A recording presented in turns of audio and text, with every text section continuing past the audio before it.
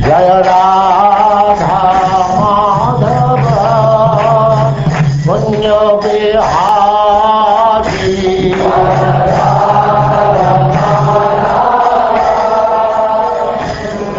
And now chapter 16. Krsna Chastises the Serpent Kaliya.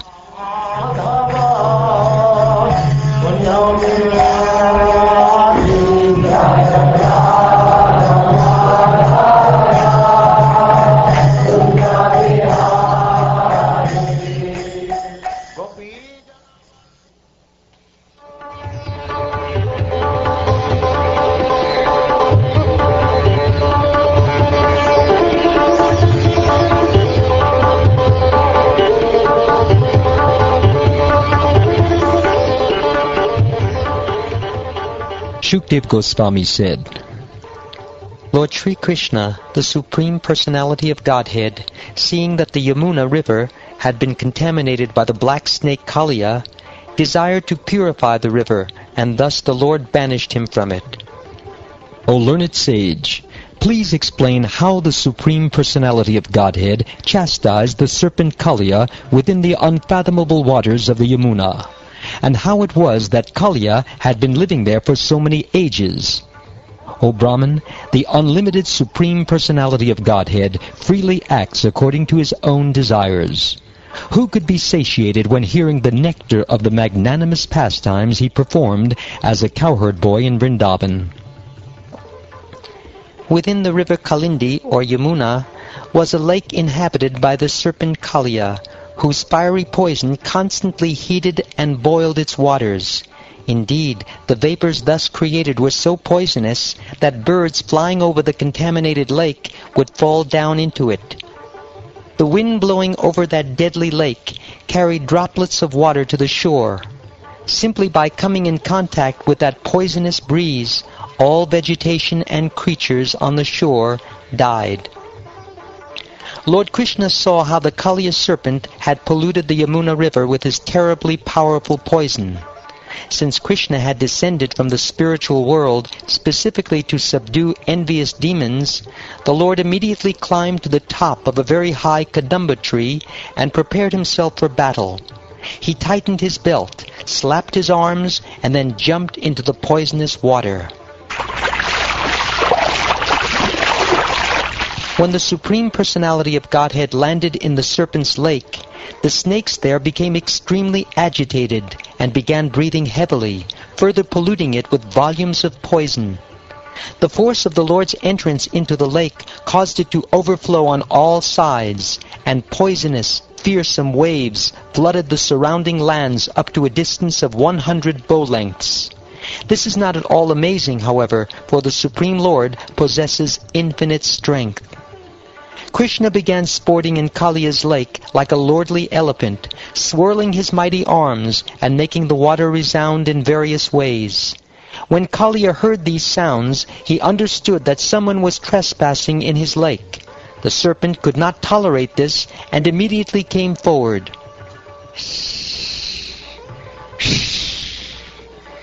Kaliya saw that Sri Krishna, who wore yellow silken garments, was very delicate, his attractive body shining like a glowing white cloud, his chest bearing the mark of Srivatsa, his face smiling beautifully, and his feet resembling the whorl of a lotus flower. The Lord was playing fearlessly in the water. Despite his wonderful appearance, the envious Kaliya furiously bit him on the chest and then completely enwrapped him in his coils.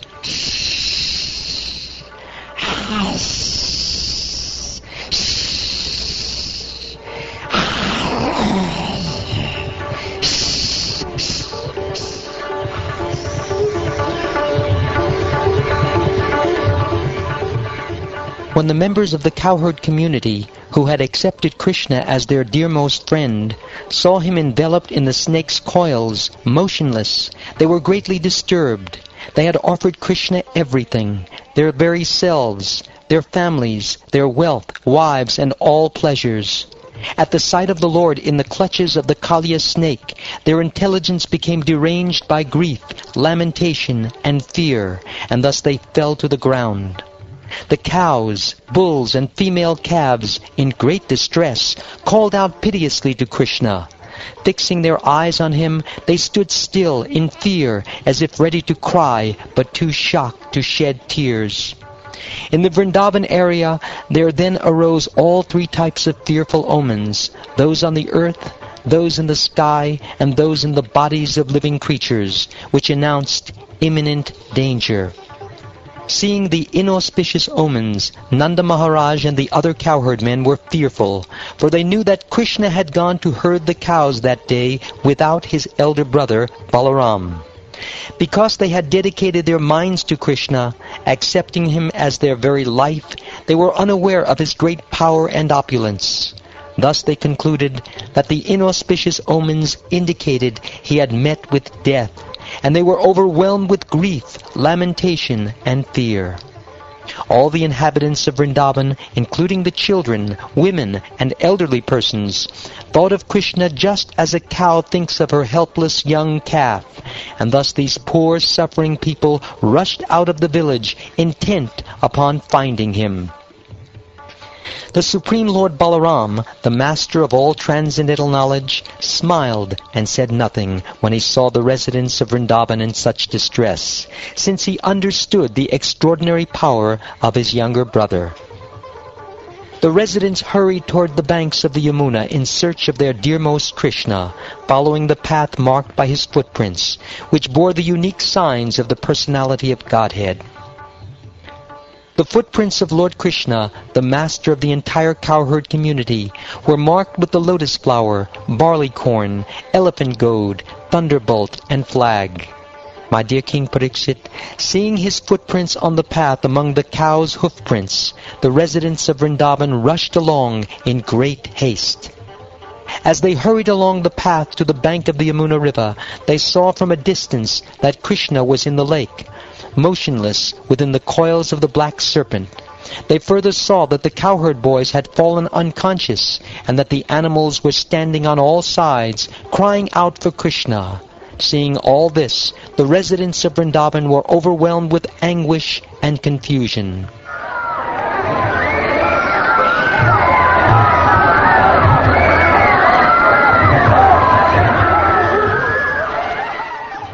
When the young gopis, whose minds were constantly attached to Krishna, the unlimited Supreme Lord, saw that he was now within the grips of the serpent, they remembered his loving friendship, his smiling glances, and his talks with them. Burning with great sorrow, they saw the entire universe as void. Although the elder gopis were feeling just as much distress as she, and were pouring forth a flood of sorrowful tears, they had to forcibly hold back Krishna's mother, whose consciousness was totally absorbed in her son. Standing like corpses, with their eyes fixed upon his face, these gopis each took turns recounting the pastimes of the darling of Vraja. Lord Balaram then saw that Nanda Maharaj and the other cowherd men, who had dedicated their very lives to Krishna, were beginning to enter the serpent's lake. As the Supreme Personality of Godhead, Lord Balaram fully knew Lord Krishna's actual power, and therefore he restrained them. The Lord remained for some time within the coils of the serpent, imitating the behavior of an ordinary mortal. But when he understood that the women, children, and other residents of his village of Gokul were in acute distress because of their love for him, their only shelter and goal in life, he immediately rose up from the bonds of the Kaliya serpent. His coils tormented by the expanding body of the Lord, Kaliya released him. In great anger, the serpent then raised his hoods high and stood still, breathing heavily. His nostrils appeared like vessels for cooking poison, and the staring eyes in his face like firebrands. Thus the serpent looked at the Lord. Again and again, Kaliya licked his lips with his bifurcated tongues as he stared at Krishna with a glance full of terrible, poisonous fire.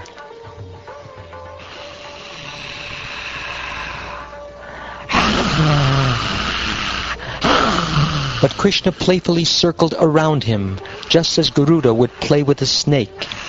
In response, Kaliya also moved about, looking for an opportunity to bite the Lord.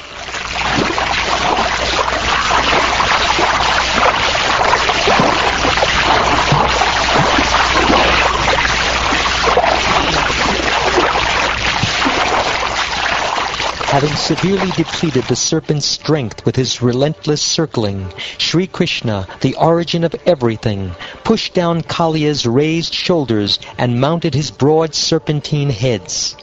Thus Lord Sri Krishna, the original master of all fine arts, began to dance, his lotus feet deeply reddened by the touch of the numerous jewels upon the serpents' heads.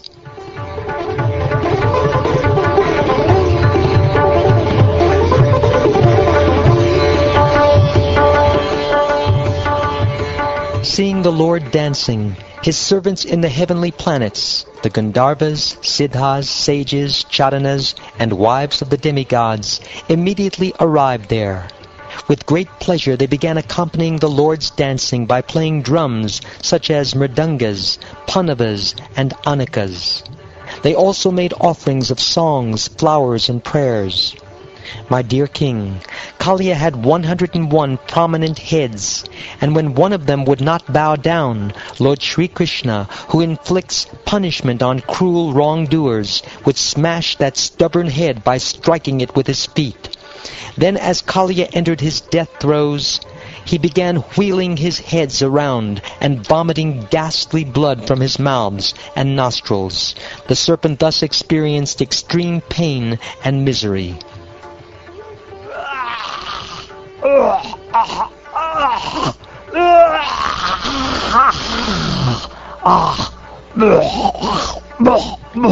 Exuding poisonous waste from his eyes, Kaliya would occasionally dare to raise up one of his heads, which would breathe heavily with anger.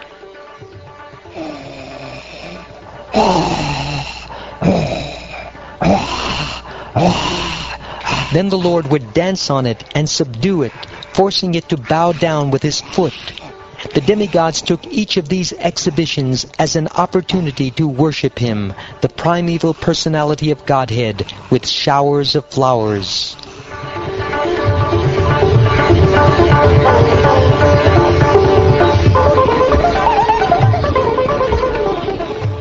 My dear King Pariksit, Lord Krishna's wonderful, powerful dancing trampled and broke all of Kaliya's 1,000 hoods.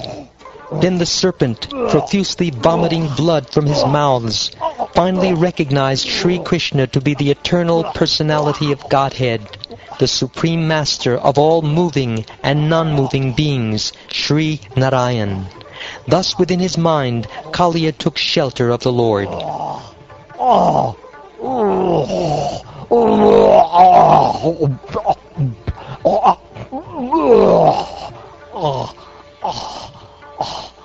When Kaliya's wives saw how the serpent had become so fatigued from the excessive weight of Lord Krishna, who carries the entire universe in his abdomen, and how Kaliya's umbrella-like hoods had been shattered by the striking of Krishna's heels, they felt great distress.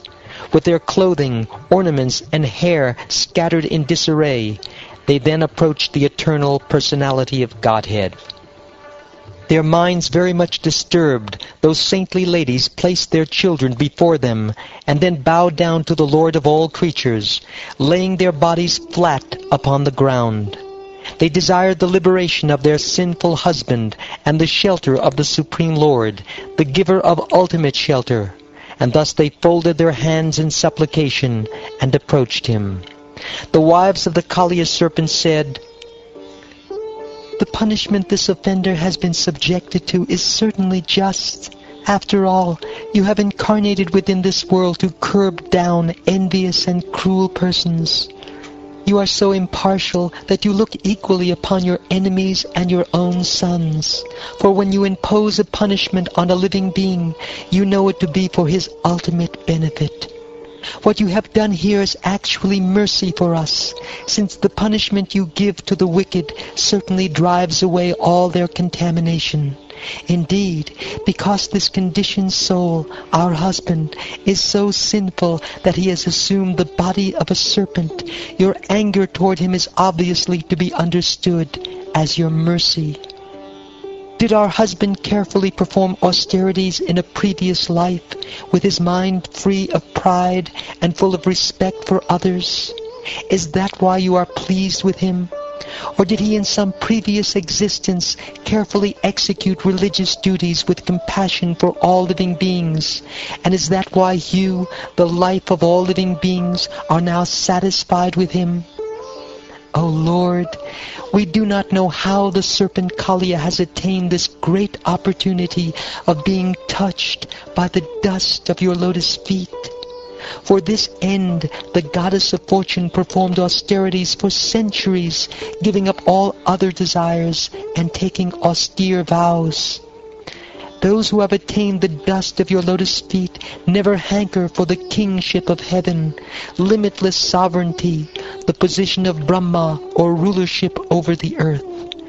They are not interested even in the perfections of yoga or in liberation itself. O Lord, although this Kaliya, the king of the serpents, has taken birth in the mode of ignorance and is controlled by anger, he has achieved that which is difficult for others to achieve. Embodied souls who are full of desires and are thus wandering in the cycle of birth and death can have all benedictions manifested before their eyes simply by receiving the dust of your lotus feet. We offer our obeisances unto you, the Supreme Personality of Godhead. Although present in the hearts of all living beings as the Super Soul, you are all-pervasive. Although the original shelter of all created material elements, you exist prior to their creation. And although the cause of everything, you are transcendental to all material cause and effect, being the Supreme Soul. Obeisances unto you, the Absolute Truth, who are the reservoir of all transcendental consciousness and potency, and the possessor of unlimited energies. Although completely free of material qualities and transformations, you are the prime mover of material nature. Obeisances unto you, who are time itself, the shelter of time and the witness of time in all its phases. You are the universe and also its separate observer. You are its creator and also the totality of all its causes.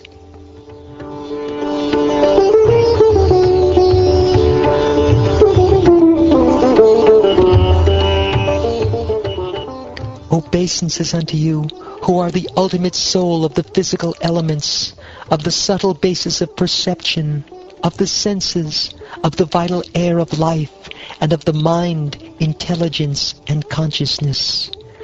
By your arrangement, the infinitesimal spirit souls falsely identify with the three modes of material nature, and their perception of their own true self thus becomes clouded.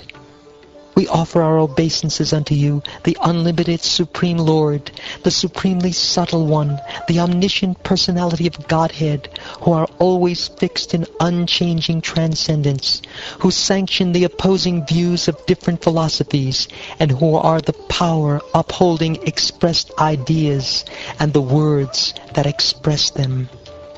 We offer our obeisances again and again to you, who are the basis of all authoritative evidence, who are the author and ultimate source of the revealed scriptures, and who have manifested yourself in those Vedic literatures encouraging sense gratification, as well as in those encouraging renunciation of the material world. We offer our obeisances to Lord Krishna and Lord Ram, the sons of Vasudeva, and to Lord Pradyumna and Lord Aniruddha. We offer our respectful obeisances unto the Master of all the saintly devotees of Vishnu. Obeisances unto you, O Lord, who manifest varieties of material and spiritual qualities. You disguise yourself with the material qualities, and yet the functioning of those same material qualities ultimately reveals your existence.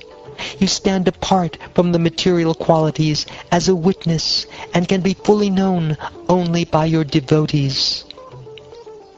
O Lord Rishikesha, master of the senses, please let us offer our obeisances unto you, whose pastimes are inconceivably glorious. Your existence can be inferred from the necessity for a creator and revealer of all cosmic manifestations. But although your devotees can understand you in this way, to the non-devotees you remain silent, absorbed in self-satisfaction. Obeisances unto you, who know the destination of all things, superior and inferior, and who are the presiding regulator of all that be. You are distinct from the universal creation, and yet you are the basis upon which the illusion of material creation evolves, and also the witness of this illusion. Indeed, you are the root cause of the entire world. O Almighty Lord, although you have no reason to become involved in material activity, still you act through your eternal potency of time to arrange for the creation, maintenance, and destruction of this universe.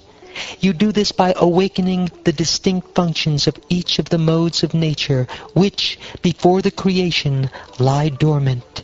Simply by your glance, you perfectly execute all these activities of cosmic control in a sporting mood.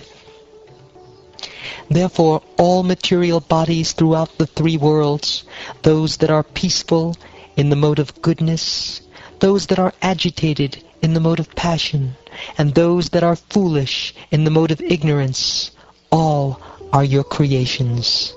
Still, those living entities whose bodies are in the mode of goodness are especially dear to you, and it is to maintain them and protect their religious principles that you are now present on the earth. At least once a master should tolerate an offense committed by his child or subject. O supreme peaceful soul, you should therefore forgive our foolish husband, who did not understand who you are. O Supreme Lord, please be merciful. It is proper for the saintly to feel compassion for women like us. This serpent is about to give up his life. Please give us back our husband, who is our life and soul. Now please tell us, your maidservants, what we should do. Certainly anyone who faithfully executes your order is automatically freed from all fear.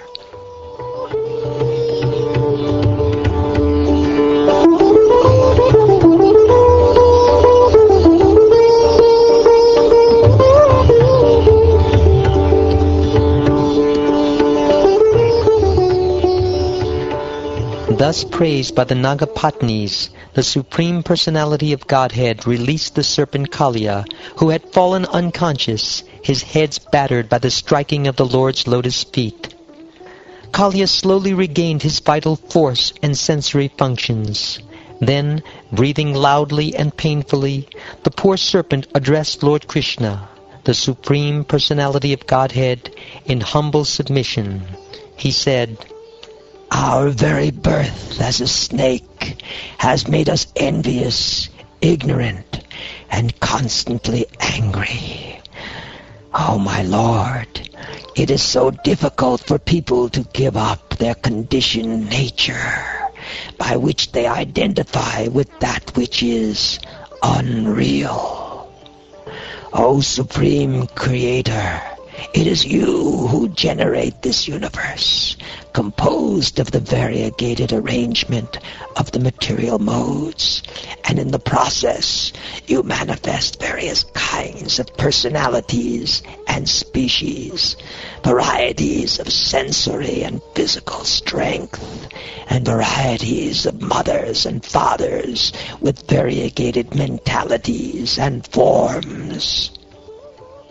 O Supreme Personality of Godhead, among all the species within your material creation, we serpents are by nature always enraged, being thus deluded by your illusory energy, which is very difficult to give up. How can we possibly give it up on our own? O Lord, since you are the omniscient Lord of the universe, you are the actual cause of freedom from illusion. Please arrange for us whatever you consider proper, whether it be mercy or punishment.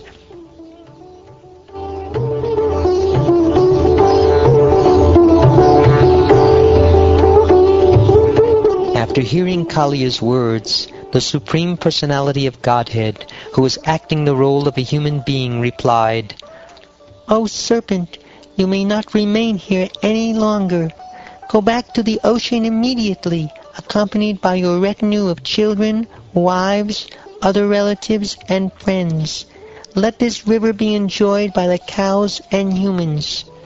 If a mortal being attentively remembers my command to you to leave Vrindavan and go to the ocean, and narrates this account at sunrise and sunset, he will never be afraid of you.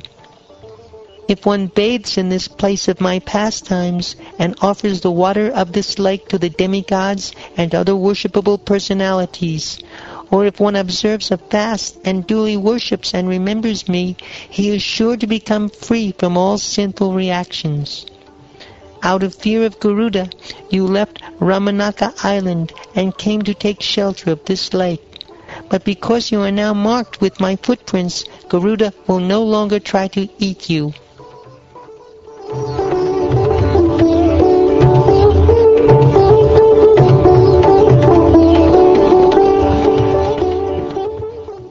My dear King, having been released by Lord Krishna, the Supreme Personality of Godhead, whose activities are wonderful, Kaliya joined his wives in worshipping him with great joy and reverence. Kaliya worshipped the Lord of the universe by offering him fine garments, along with necklaces, jewels, and other valuable ornaments, wonderful scents and ointments, and a large garland of lotus flowers. Having thus pleased the Lord, whose flag is marked with the emblem of Garuda, Kaliya felt satisfied. Receiving the Lord's permission to leave, Kaliya circumambulated him and offered him obeisances. Then, taking his wives, friends, and children, he went to his island in the sea. The very moment Kaliya left, the Yamuna was immediately restored to her original condition, free from poison and full of nectarine water. This happened by the mercy of the Supreme Personality of Godhead, who is manifesting a human-like form to enjoy his pastimes.